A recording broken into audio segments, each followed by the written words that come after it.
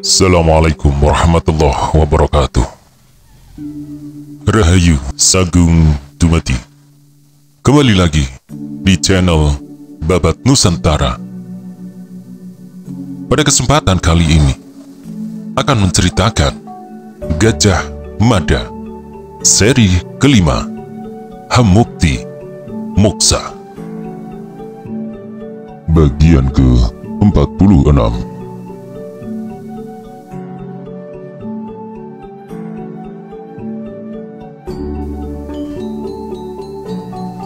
Prandabasu pun melanjutkan dengan suara terukur. Sebelum menjadi istriku, ibumu adalah istri Raden Kudamerta dan telah memiliki seorang anak, yaitu kamu. Keadaanlah yang menyebabkan ayah dan ibumu berpisah sampai bertahun-tahun lamanya. Prandabasu akan melanjutkan kisahnya, tetapi Senopati Kudaswabaya tiba-tiba mengangkat tangannya, meminta Prandabasu berhenti. Senopati Kudaswabaya lalu memandang ibunya. "Benarkah itu, Ibu?" tanya Kudaswabaya tanpa suara. Nyai Dyah-Menur hanya membaca dari gerak bibirnya. Dyah-Menur mengangguk. Dyah-Menur mengambil alih perempuan tua yang masih menyisakan guratan raut kecantikannya itu, kemudian mengajak Kudaswabaya, Dyah Pertiwi, Kanuran Gajah Enggon, dan Tumenggung Macan Liwung untuk menjelajah kembali ke masa lalu. Dengan berurai air mata, Dyah-Menur mendongeng apa yang terjadi di masa silam dengan belak-belakan tanpa ada bagian yang disembunyikan. Prandabasu melengkapi kisah itu dengan menceritakan bagaimana sikap dan cara pandang Gajah Mada terhadap keberadaan Dyah-Menur dan Kudaswabaya. Untuk melindungi Kudaswabaya dari jangkauan Gajah Mada, kisah itu disimpan rapat. Kepada Gajah Mada, Prandabasu bahkan mengarang cerita seolah Dyah-Menur telah mati. Lunglai Senopati Kudaswabaya, Dyah Pertiwi tertunduk.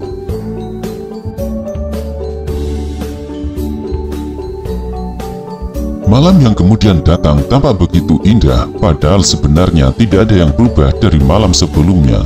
Bulan hanya sepenggal karena baru beberapa hari muncul setelah malam-malam panjang sebelumnya hanya dihiasi bintang. Di halaman rumah sederhana dan agak terpisah dari deretan rumah tetangga, Lurah prajurit Gajah Segara duduk berdampingan dengan Diagan Nitri. Untuk sementara rumah itu dijadikan tempat tinggal bagi rombongan Tayub dari daerah Hangawiyat itu. Gajah Segara dan Diagan Nitri duduk menghadapi hangat perapian. Beberapa ketela pohon telah ditenggelamkan ke dalam perapian itu dan tinggal menunggu matang. Untuk melengkapi sajian ketela pohon bakar itu, Diagan Nitri menyajikan minuman jahe hangat dan cemilan cenil yang berlepotan manisnya gula aren serta berbalut parutan kelapa. Di samping cenil juga ada klepon yang juga berbalut tebal parutan kelapa muda. Malam itu, Diagan Nitri dan rombongannya tidak menggelar pentas. "Bagaimana keadaan ayahmu?" tanya Gajah Segara. Diagan Nitri tidak menoleh, perhatiannya tertuju pada api. Di malam dengan udara yang agak dingin, hangat perapian itu lumayan membantu. Udara dingin itu mengalir dari puncak Gunung Arjuno dan dari puncak Gunung Anjasmara. "Sudah agak baik, besok malam kami bisa mencari penghidupan lagi," jawab Diagan Nitri. "Dengan ramuan jeruk nipis dan tebu hitam yang dibakar, demam ayahku kembali menurun. Sekarang sudah berkeringat." Gajah Segara melontarkan batang kayu ke perapian. "Kalau tidak menggelar pentas seperti malam ini, kegiatan apa yang dilakukan pamanmu yang lain?" tanya Gajah Segara. Diagan Nitri menoleh ke belakang dan memperhatikan pintu rumah. "Tidak ada yang dilakukan. Paman Suling Gading tidur, Paman Anjak Galingsing sibuk menghitung kasau," jawab Ganitri. Jawaban itu menyebabkan Gajah Segara tersenyum. Namun Gajah Segara bergegas menghilangkan jejak senyumnya. "Itu suara apa?" tanya Segara, meski terdengar serak karena berasal dari mulut orang yang sudah tua. Tembang yang tiba-tiba mengalun itu mencuri perhatian.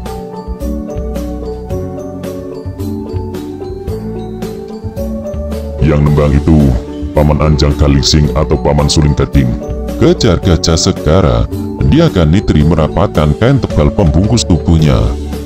Sebelum giginya ompong, Paman Suling Gading memiliki suara yang bagus sekali, menyebabkan jatuhnya banyak korban, banyak perempuan yang kesengsem.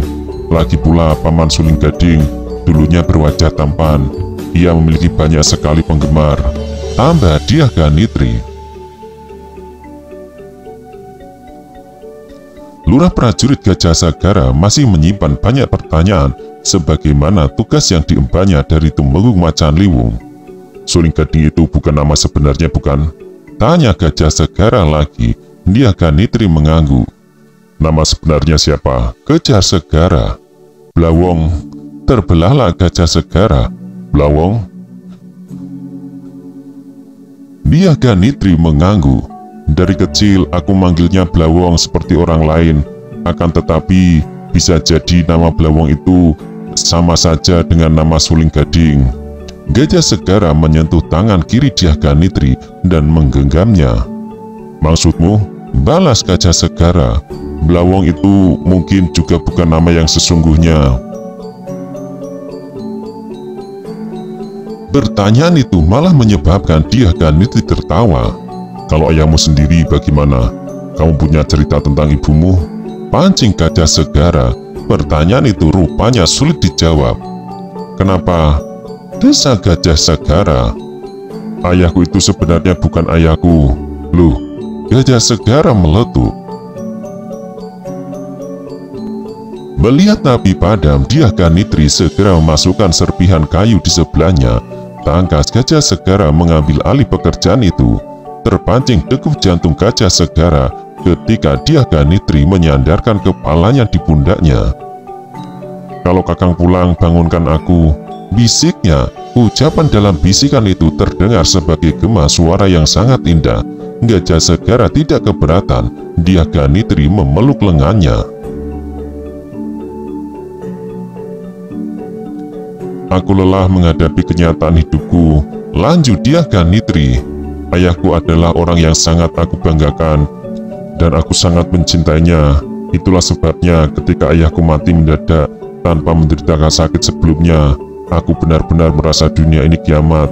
Namun ibuku tidak membiarkan dirinya sedih berlama-lama. Ketika ada laki-laki melamarnya, ibuku langsung menerimanya. Jadilah Ki Umbang Prabaswa yang berasal dari Sukowati itu sebagai ayah sambungku. Mula-mula aku kurang menyukai Ki Umbang Prabaswa, namun ia menjadi menarik karena kemampuannya dalam olah seni. Ayahku bisa memainkan berbagai alat musik, mulai dari kendang, suling, hingga gambang. Aku diajari nembang hingga jadilah aku seorang pesinden, bahkan yang terbaik di Hanggawiat. Gajah Segara membiarkan Diaga Nitri menempatkan diri di pelukannya. Gajah Segara terkejut mendapati pesinden itu berlinang air mata. Ibumu? Pancing Gajah Segara.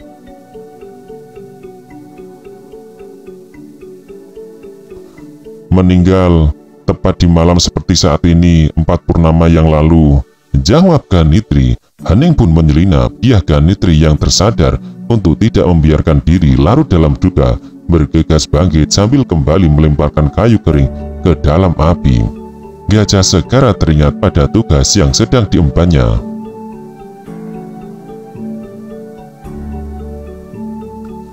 Apakah Paman Anjang Galingsing dan Paman Blawong itu masih bersaudara dengan ayah sambungmu? Diaga Nitri mengangguk. Gajah Segara tidak mengajukan pertanyaan lagi. Perhatiannya kini lebih ditujukan pada tembang yang dibawakan Ki Suling Gading. Namun sejenak kemudian suara itu lenyap ditindih oleh suara batu yang terkial susul menyusul.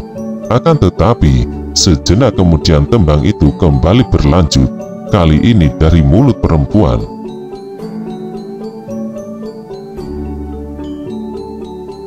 Gajah Segara segera teringat masih ada satu sosok lagi yang perlu diperhatikan, pesinden yang selalu mendampingi Diaga Nitri. Pesinden berwajah tidak cantik dengan suara yang kalah jauh dibanding Diaga Nitri. Mbak Yu Gendis, Diaga Nitri mendahului menjelaskan. Dia keponakan Paman Blawong.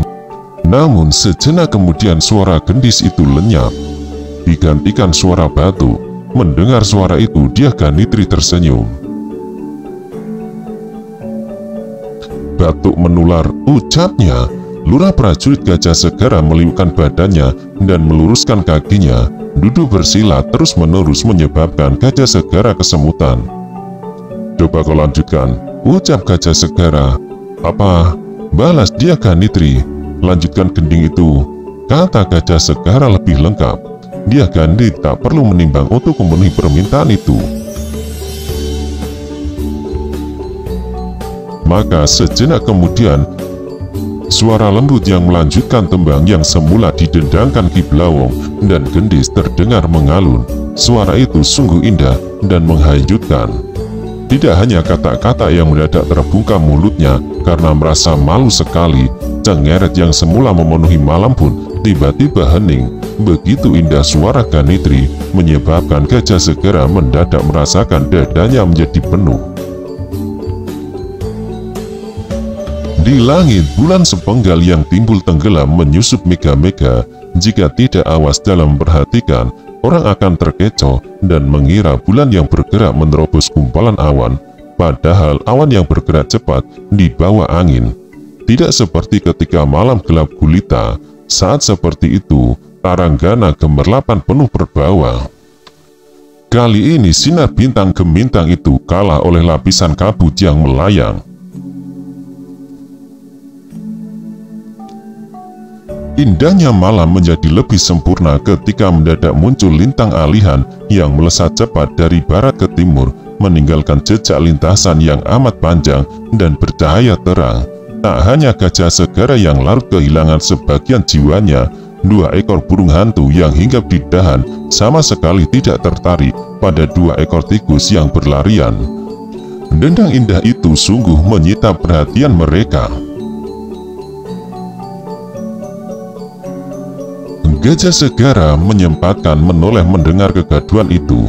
Indah suara Dyaganitri menyebabkan Gajah Segara makin larut.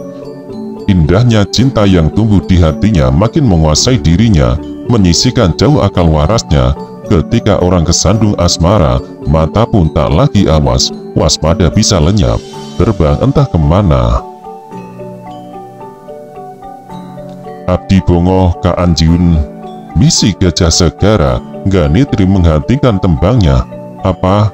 balasnya tak terdengar.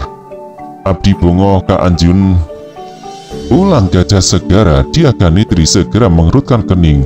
"Apa itu? Bahasa mana?" tegasnya. Lurah prajurit Gajah Segara memandang Dyaganitri tanpa berkedip. Tiba-tiba muncul pertanyaan di hati Gajah Segara. Benarkah kecurigaan Temenggung Macan Liwung terhadap rombongan Tayub itu? Benarkah mereka adalah orang-orang Sunda yang berniat melakukan balas dendam? Abdi bongo ka Anjiun adalah bahasa Sunda untuk mengungkapkan cinta. Dyaganitri tidak mengenali bahasa itu. Benarkah memang demikian keadaannya, atau ia hanya berpura-pura semata?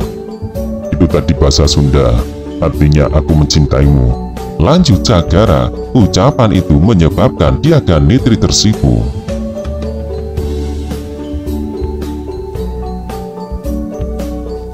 "Aku hanya seorang penari tayub," jawab Dyaganitri.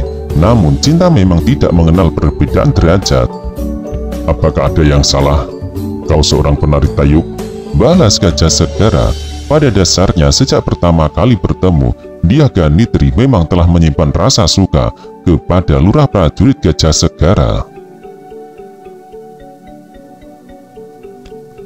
Penari tayub itu tidak perlu menimbang terlalu jauh untuk menerima ajakan saling mencintai itu.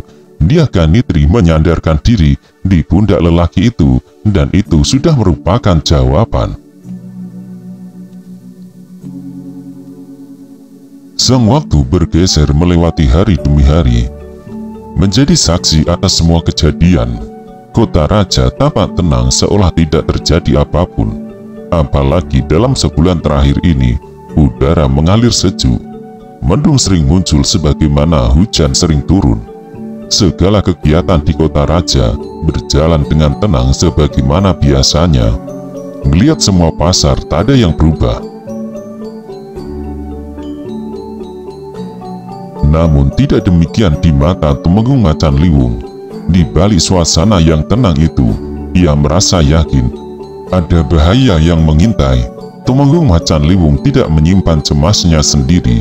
Ia menyebar tanda bahaya ke semua jalur, termasuk pada semua kesatuan prajurit di bangsal kesatrian masing-masing. Ke dalam pasukan khusus Bayangkara sendiri, ia telah menjatuhkan perintah untuk berada dalam kesiagaan tertinggi. Tidak ada pilihan lain, Tumenggung Macan Liwung terpaksa menumbuhkan kewaspadaan dengan cara saling mengawasi.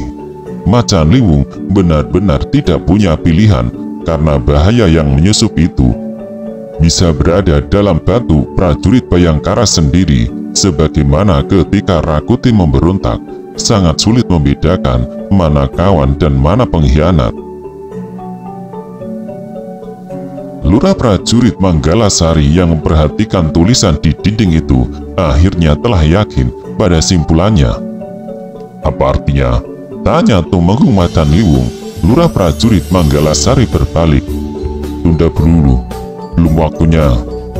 Jawaban Manggalasari mengartikan pesan tersebut.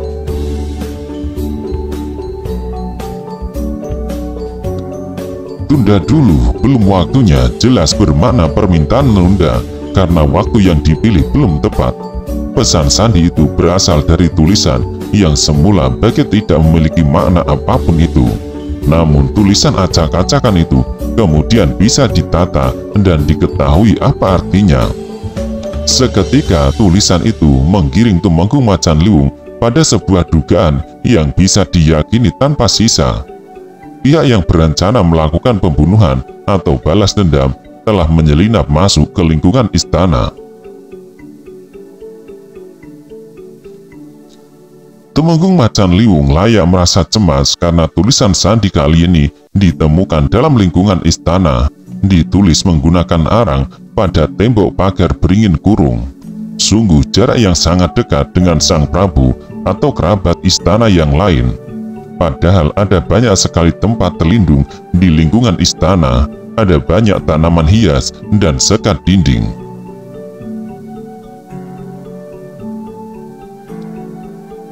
Dari balik dinding, seseorang bisa melepas anak panah, disusul dengan tindakan melenyapkan diri.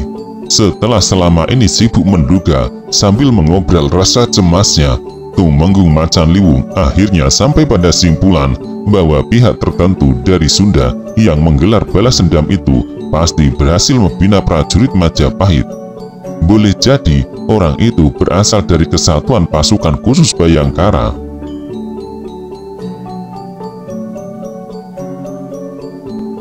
Senopati Jayabaya yang datang mendekat mencuri perhatiannya.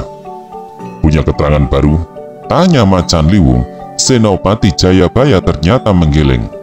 Aku hanya punya sebuah kecurigaan, jawab Senopati Jayabaya. Tumenggung Macan Liwung memberikan perhatiannya. Siapa? Menurut keterangan yang berhasil dihimpun tulisan di Bayangkara, berkata Jayabaya, ada beberapa yang melakukan gerakan aneh saat pengepungan rumah Menteri Mukia terjadi. Gerakan prajurit yang berbaur dengan rakyat yang mengajukan tuntutan agar Gajah Mada diadili. Rupanya ada kaitannya dengan Dyah Sonder. Tumenggung Macan Liwung mengangguk. Sebagai pimpinan pasukan khusus Bayangkara, Macan Liwung tentu tahu hal itu. Ya, jawab Macan Liwung. Senopati Jayabaya memperhatikan kijang-kijang yang merumput, lalu menggeser perhatiannya ke kandang macan. 2 ekor harimau kelangenan meringkuk kekenyangan setelah memangsa seekor kijang yang dijebloskan ke dalam kerangkeng. Selama ini aku melihat gerakan Senopati Kebumundra yang mencurigakan, kata Senopati Jayabaya. Seketika wajah Tumenggung Macan Liwung berubah. Kebumundra? Desisnya. Ya, Tumenggung Macan Liwung mengenal dengan cukup baik Senopati Kebumundra. Sebagaimana Senopati Dyah Birawa, Senopati Kebu Mundra tidak berasal dari kesatuan Bayangkara, namun akhir-akhir ini Mundra terlihat sering berada di lingkungan istana. Bagaimana? Tanya Jayabaya. Tumenggung Macan Liwung mengangguk. Lalu, apa yang telah kau lakukan? Tanya Macan Liwung. Sejak menyadari ada yang aneh pada Kebu Mundra dan sejak diperoleh keterangan lebih lengkap mengenai dia Birawa ikut bermain dalam gerakan unjuk rasa di Istana Kepatihan, Senopati Jayabaya telah mengambil tindakan. Bersama-sama dengan Senopati Lembu Pulung dan Senopati Gajah Geneng, Senopati Jayabaya menggelar sebuah gerakan. Beberapa orang prajurit candi disebar untuk mengamat-ngamati gerakan Senopati Mundra dan Senopati Birawa. Sebagai orang yang amat kecewa berkaitan dengan nasib ayahnya, Senopati Birawa merupakan orang yang sangat mudah dibina. Dengan imbalan sejumlah uang, ia bisa menggerakkan pembunuhan pesanan.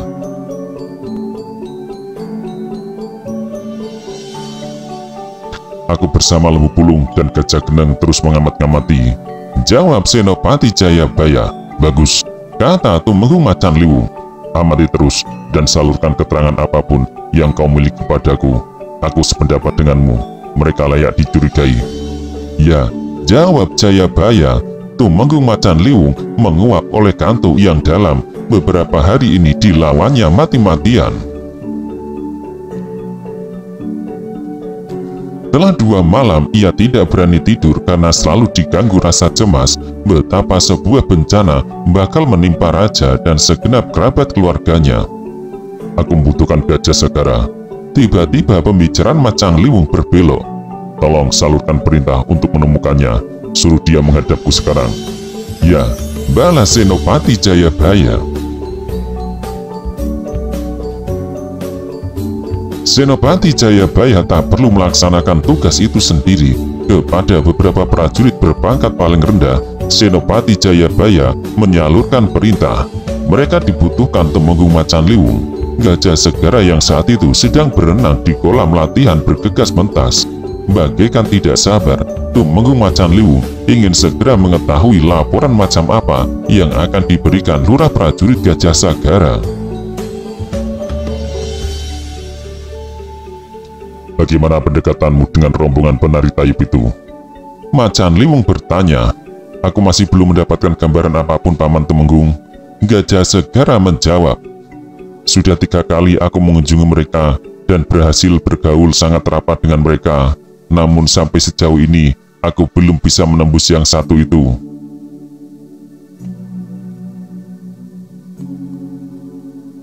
Tumenggung Macan Liwung memandang tajam. Rombongan Tayub itu bisa berbahasa Sunda?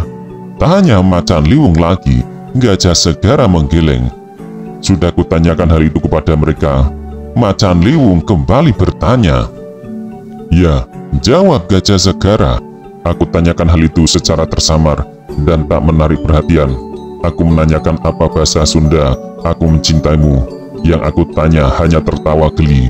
Yaganitri menggeleng.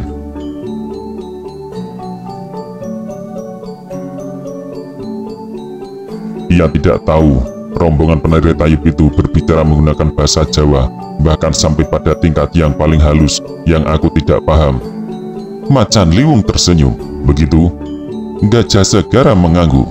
Itu artinya telah kau ungkapkan perasaanmu kepada pesinden Tayub itu?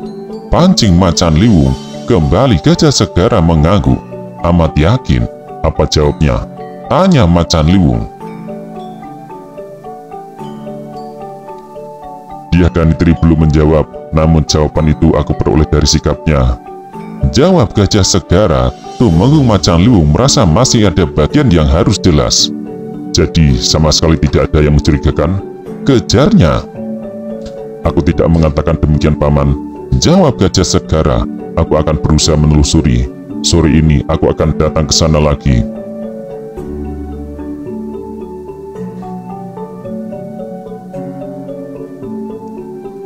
Tumenggung Macan Liwung mengangguk. Ingat, jaga dirimu dan jaga jarakmu, Gajah Segara. Kata Macan Liwung. Orang tuamu tak menghendaki kau menjalin hubungan dengan pesinden itu. Kedua orang tuamu hanya membatasi pada tugasmu. Selebihnya tidak ada. Jaga dirimu, jangan sampai terlalu masuk.